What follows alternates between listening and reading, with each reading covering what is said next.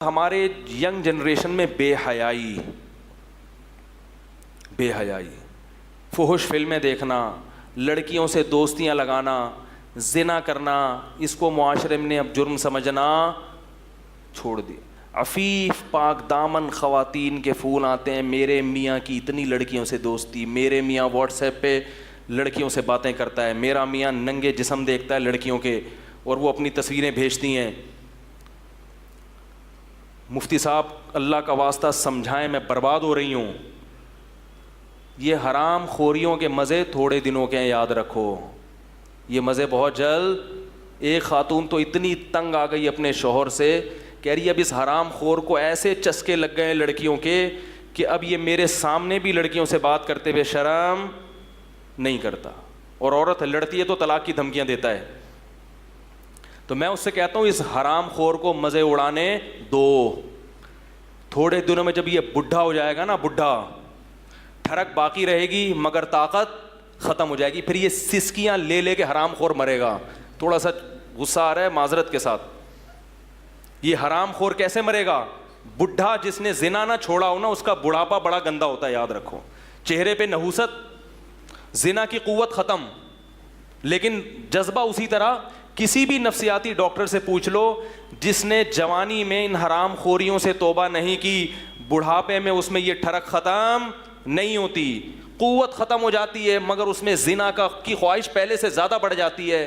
بوڑھا آدمی اگر جوانی میں توبہ کے بغیر بڑھاپے تک پہنچ گیا، اس کو اللہ دنیا میں ذلیل کر دیتے ہیں۔ ایسے کالز بھی ہیں، بیٹا پریشان ہے، میرا ابا بڈھا ہو گیا، 75 سال کا ہو گیا، پھر بھی لڑکیوں کا پیچھا نہیں چھوڑتا، بدنام کر دیا پورے محلے میں، کر کچھ نہیں سکتا، مگر پھر بھی جیسے بکرا بھاگتا ہے نا بکریوں کے پیچھے، اس طرح عورت دیکھ کے اس کے پیچھے بھاگتا ہے وہ۔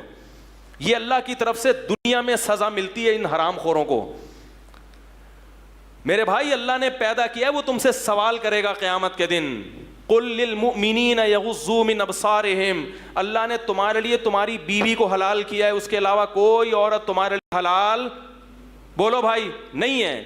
کوئی لڑکی فون پہ سے ہنس ہنس کے بات کرتی، بولے میں شریف آدمی ہوں، میں بکا ہوا آدمی، بولو بھائی نہیں ہوں۔ کل میری بھی بیٹیاں ہو سکتی ہیں، میرے بھی بیٹے ہو سکتے ہیں۔ جب بیٹوں کو پتا چلے گا ہمارا باپ لڑکیوں سے دوستیاں لگاتا ہے، باتیں کرتا ہے، ان بیٹوں کے دل میں باپ کا کوئی تقدس رہے گا؟ کوئی عزت رہے گی باپ کی؟ جس شخص نے اپنی خواہشات پہ کنٹرول نہیں کیا، یاد رکھو، وہ نہ دین کا نہ دنیا کا۔ اللہ نے نکاح کا راستہ دیا ہے، نکاح کا۔ لوگ مجھے فیس بک پہ تانے دیتے ہیں کہ مولوی جو ہے نا، ایسے ایسے تانے کہ یہ ہر وقت نکاح کی بات کرتا ہے اور یہ عورتوں کی بات کرتا ہے۔ حضرت حکیم اختر صاحب رحمہ اللہ تعالیٰ بہت بڑے بزرگ تھے، ساری زندگی بد نظری کے خلاف بیان کر کر کے دنیا سے چلے گئے۔ وہ فرماتے تھے لوگ مجھے تانے دیتے ہیں کہ یہ ہمیشہ فحاشی کے خلاف ہی بولتے ہیں، ہمیشہ عورتوں کا تذکرہ ہی کرتے رہتے ہیں کہ ان کو مت دیکھو، ان کو مت دیکھو۔ اللہ نے بیوی پیدا کی اور فرمایا کہ لوگ مجھے تانا دیتے ہیں۔ فرمایا تمہیں اس گناہ کرتے ہوئے شرم نہیں آتی، مجھے اس کے خلاف بولتے ہوئے کیوں شرم آئے گی؟ ہر دوسرا نوجوان اس برائی میں مبتلا ہے۔ گرل فرینڈ کو عیب سمجھنا چھوڑ دیا لوگوں نے۔ او بھائی، یہ گوروں کا کلچر ہے، جو سور کھاتے ہیں، کتے کھاتے ہیں، ان کا کلچر ہے یہ۔ لڑکیوں سے دوستیاں لگا کے ان سے انجوائے کرنا اور ان کے ساتھ پارکوں میں گھومنا، یہ کس کا کلچر ہے؟ یہ سور کھانے والوں کا کلچر ہے۔ یہ اس قوم کا کلچر ہے جو اللہ اس کے رسول کو نہیں مانتے۔ یہ اس قوم کا کلچر ہے جو بوڑھے والدین کو اولڈ ہاؤس میں جمع کرا دیتے ہیں۔ یہ اس قوم کا کلچر ہے جو بلوغت سے لے کے 50 سال کی عمر تک سینکڑوں ہزاروں بار زنا کرتے ہیں، مگر گھر بسا کر اولاد پیدا کرنے کے لیے تیار نہیں ہوتے۔ وہ انسانوں کی نسل بڑھانے کے لیے تیار نہیں ہے۔ جو اس کام کے لیے تیار نہ ہو کہ انسانوں کی گروتھ ہو، اس سے آپ کیا خیر کی توقع رکھو گے؟ انہوں نے حرام خواہشات پوری کرنے کے لیے مرد اور عورت کا فرق ختم کر دیا ہے۔ اس قوم کے پیچھے بھاگ رہے ہو، اس کلچر کو فالو کر رہے ہو۔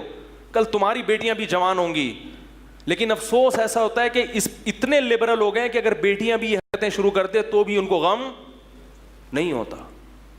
یہاں تک معاملہ پہنچ گیا ہے۔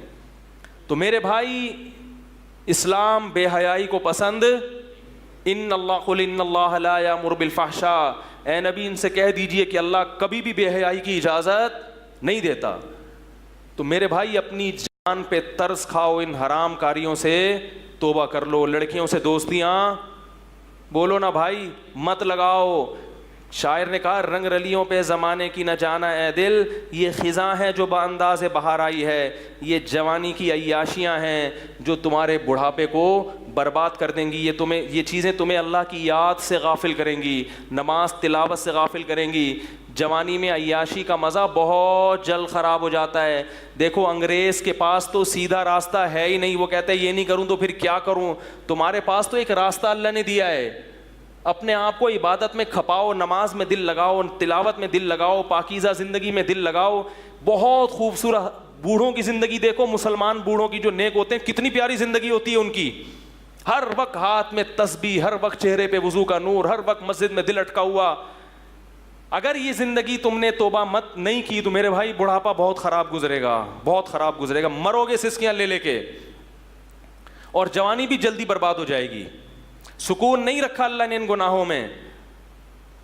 کس قدر عورتیں پریشان ہیں, پاک دامن عورتیں, کتنی مشکل سے آج کل رشتے ملتے ہیں. کوئی ایک واقعہ ہو تو میں بیان کروں, ہر دوسرے دن یہ کال آ رہی ہے, اور یورپ امریکہ میں تو بہت زیادہ ہو گیا ہے.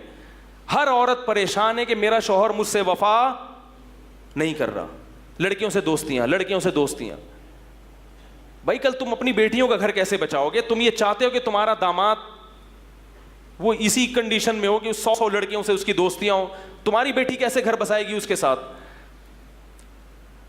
اللہ تعالیٰ موت سے پہلے سچی توبہ کی توفیق نصیب فرمائے. یہ ہے اسلام. ان چیزوں کو لوگوں نے فوکس کرنا چھوڑ دیا.